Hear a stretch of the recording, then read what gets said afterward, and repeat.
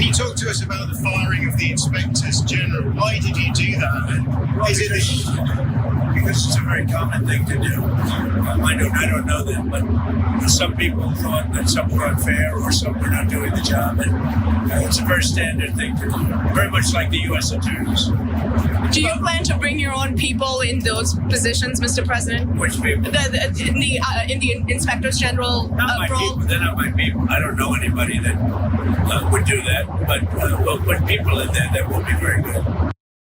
Late Friday night, President Donald Trump purged 17 federal agencies of their inspectors general, which is a shocking and turns out also unlawful move that has even some Republicans calling Trump out.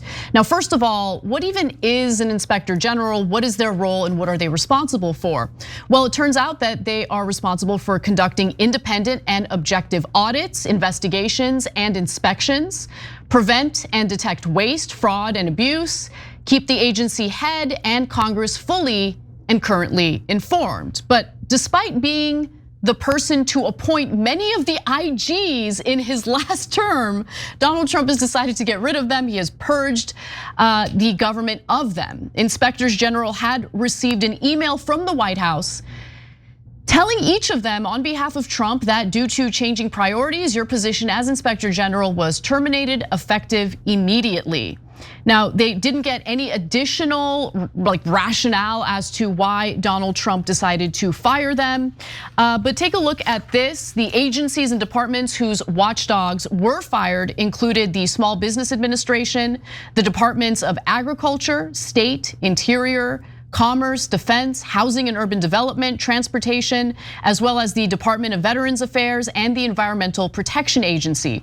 Trump says that this kind of purge is very common. It's a common practice, but that's not exactly true. So the scale of the firings is pretty unprecedented. It hasn't been since Ronald Reagan ousted 15 inspectors general after taking office back in 1981.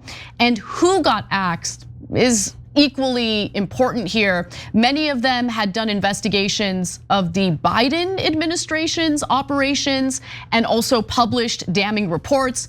Meanwhile, Michael Horowitz, who is the Obama appointed Inspector General or was of the Justice Department, was one of just a handful of watchdogs who weren't fired. So this individual still in their post, but during a press gaggle on Air Force One, Trump explained why. Let's take a look. Michael Horowitz we're keeping. I thought his report on Comey was incredible, actually. It was such an accurate, well-done report. I only wish Bill Barr used it, which he chose not to, but it was an incredible report. Michael Horowitz wrote the definitive report on James Comey and the FBI and really got that going. All right, so he favored Horowitz's report on James Comey, but ironically, another guy that Trump did not fire is a guy named Joseph Cuffari Jr., who's the Inspector General at the Department of Homeland Security. A Trump appointee, Cuffari was under investigation for years by an independent panel of watchdogs, which found in October that he misled the Senate during his nomination process and committed other misconduct during his 5 years in office. But he's good to stay. Donald Trump did not fire him. And beyond the usual or unusually massive scale of Trump's purge, it was also carried out illegally. The findings defied a law that requires presidents to give Congress 30 days advance notice before removing any inspector general, along with reasons for the firing.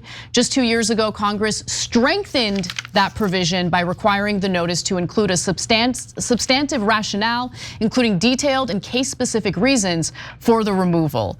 So we'll get to what Republicans have to say about this in just a minute, but Cenk, what are your thoughts? Yeah, first go to one of our members on tyt.com. Ashura Azumi wrote in, how did he break the law when the Supreme Court gave him absolute power? So, well, that goes to one of the reasons I voted against Donald Trump, especially after that Supreme Court ruling. What we have here is the president can still break the law. There is such a thing as the law. So for example, if he shot a guy in the face, that's breaking the law, that's murder, right? But can he get away with it? Yes.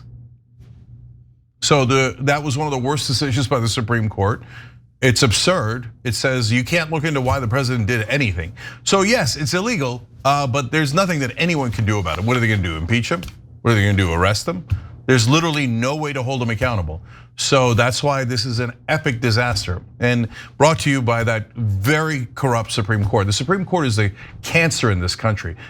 As a system, it should work fine, but it's been taken over by corporate interests and now apparently some degree of dictatorial interest. So Trump said some people thought that they were doing X, Y, or Z. Some people thought, I thought you were making the decisions. But why did you fire some of your own appointees and some people that actually did work that you liked, including at the Veterans Administration? Well, some people thought they weren't good. Oh, okay, so you're not even checking. Somebody's handing him a list of whatever their agenda is to cheat and rob the government. And he's going, okay, good, this is the list. We gotta get rid of these guys so we can rob the place blind. Okay, now right wing says, no, they're just doing this to stop waste, fraud, and abuse. Yeah, that's what you do. You get rid of the watchdogs when you need watchdogs? No, when you don't want watchdogs, they're independent. And by the way, are they independent though when they're appointed by the president himself? So look, here's an important distinction. I'm glad you brought that up. So there's political appointees, there's career appointees, and then there's inspectors general.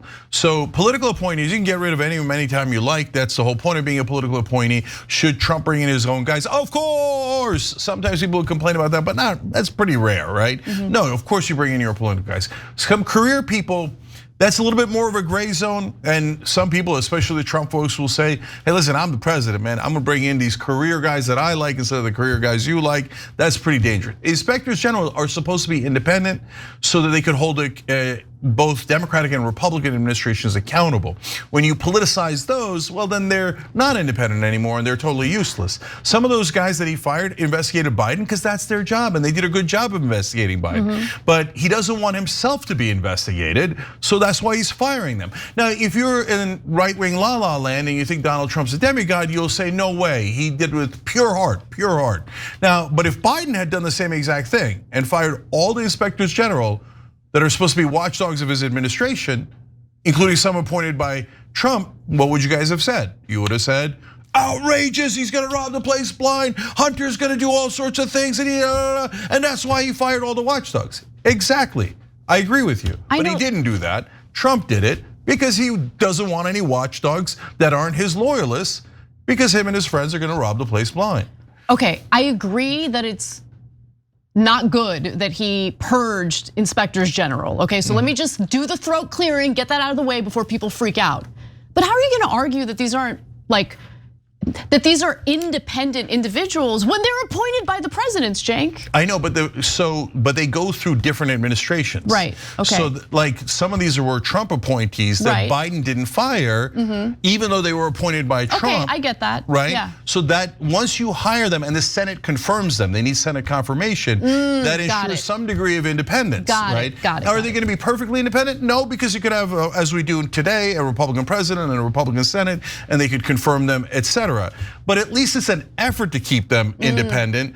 Otherwise, it's a freaking joke. And when he says it's standard practice to fire all of them, flat out 100% lie. That's not standard practice at all. He's the one that did it at this scale, as you know, more than any. Look, there's nonstop lies.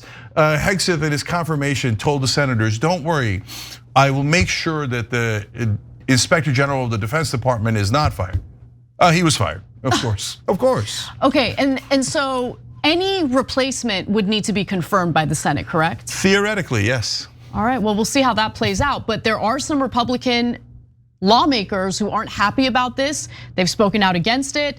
So let's take a look at what they have to say. The law says he's supposed to give you 30 days notice. He didn't do that. Do you think he violated the law? Well, technically, yeah, but he has the authority to do it. I've heard of from some of your GOP colleagues who were concerned about this, saying it didn't give the proper notification, even if ultimately it would be, the notice wasn't there, and is President Trump signaling he's just going to, observe which laws he wants to and not others. In a statement, Republican Senator Chuck Grassley said he would like further explanation from President Trump. All right, so you've got a handful of Republican lawmakers who are willing to say they disagree with this. The question is, now that Donald Trump went against, the law, in their words, then are they gonna do anything about it? What are they gonna do about it? Likely nothing. I agree with you on that, Cenk.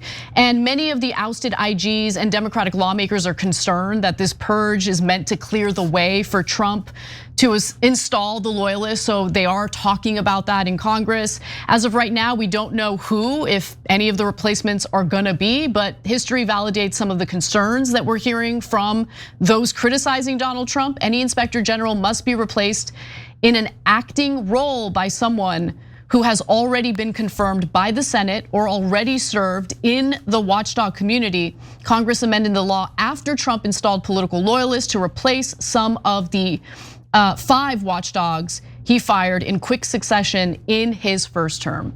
Yeah, so some on the right will say, well, look guys, let's see what they do first. You can't, you're judging ahead of time. Maybe they're gonna cut waste, fraud, and abuse.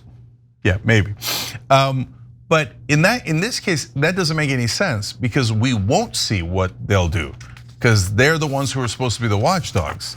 Once you remove fair, independent watchdogs and you replace them with cronies, whether you're a Democrat or Republican, then we'll never really know what you're doing inside that department. Yeah. Because the people that are supposed to be watching out for that are no longer watching out for it. So this is a way for you to never find out the corruption that goes inside all those departments. And then finally, the idea of the GOP senators holding Trump accountable. Come on, nobody's that stupid, right? Especially right now, his approval rating at this moment is even higher than it was right after he got elected. Yeah. Yeah, there's no, guys, he has, Supreme Court says he has immunity from law breaking.